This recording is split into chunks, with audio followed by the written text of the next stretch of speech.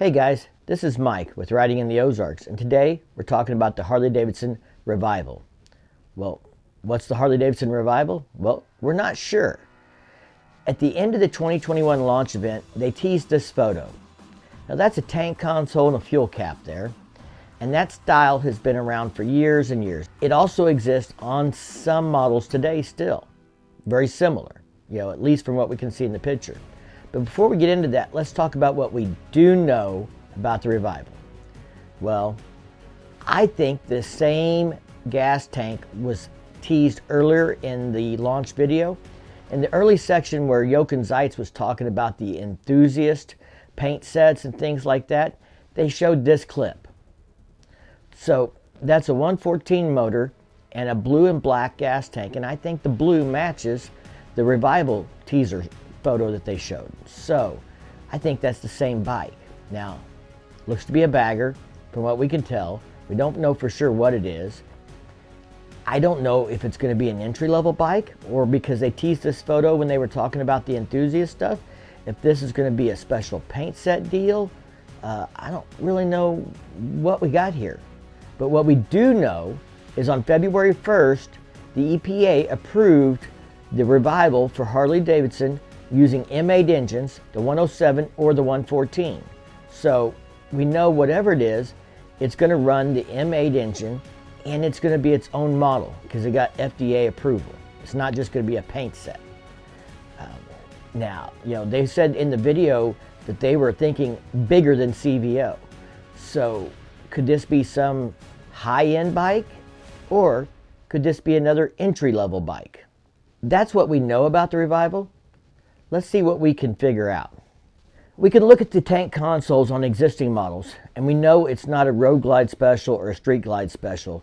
Those bikes got new gas tanks this year, and they fill on the right side of the tank console. They don't fill in the center anymore.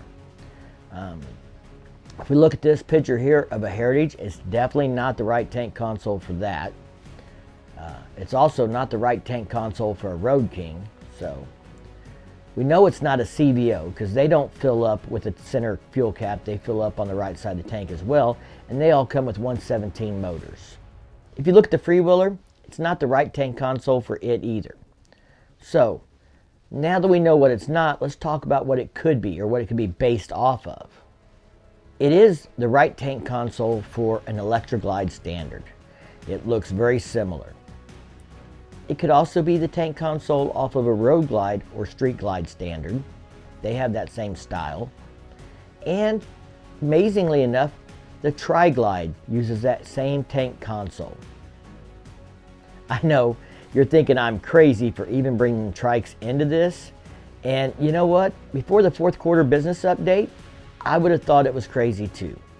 But I want you to listen to this little tidbit from the CEO, Jochen Zeitz, that I picked up in the fourth quarter report. We also plan to extend and expand the opportunity to ride for new and existing customers by providing comfort, ease of use, and modern styling on our trike models. We believe there's untapped potential for traditional trikes where we lead the industry. Just don't expect to see too many product details ahead of time. As we've said before, we're keeping our cards close until we launch our new bikes. So yeah, Jochen is talking about trikes and new bikes in the same sentence, and he's talking about keeping their cards close and not giving out too many details till they're ready to release the bike.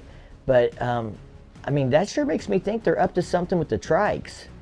That may be a whole nother video to get into, because I really don't think this is about trikes. What do I think it's about?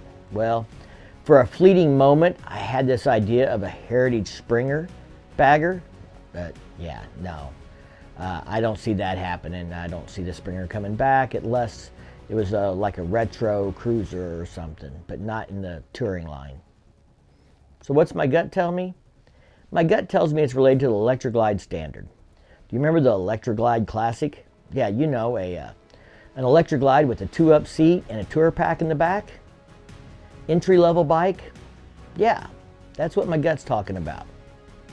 Right now, to get a bagger that runs 2-up with a tour pack on the back, it's over $28,000 MSRP. Now, the Electroglide's way lower than that. So, could you put a 2-up seat on it and a tour pack and no electronics and come in the low 20s? Absolutely. Could you customize an Electric Glide Standard to do the same thing? I am sure. There are removable tour packs. I'm sure you can put a 2-up seat on the Electric Glide. I'm sure you could customize it and do it. But there is a hole in the lineup for an entry-level bagger that runs 2-up. The Street Glides and the Road Glide standards, the next bikes up from the Electric Glide standard that have a 2-up seat, do not come with tour packs. You have to go all the way up to the Road Glide Limited or the Ultra Limited to get a 2-up seat and a tour pack on a bagger. And then you're over $28,000. So I think there's a spot here in the lineup for that. I think that's what they might be up to. So the last year Harley-Davidson made an Electric Glide Classic was in 2010. I was able to go out and find the facts and features and some old stock photos of it.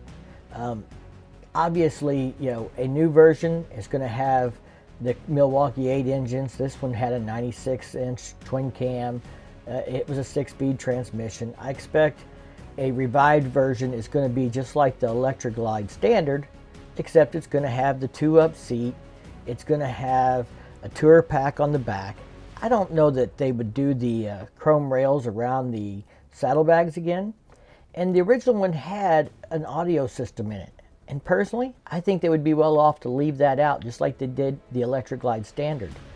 If people want music, they can use Bluetooth communicators, you know, or they could add a stereo to this if they wanted. And then Harley's got that chance to upsell you from the parts and accessories when you decide you want that later.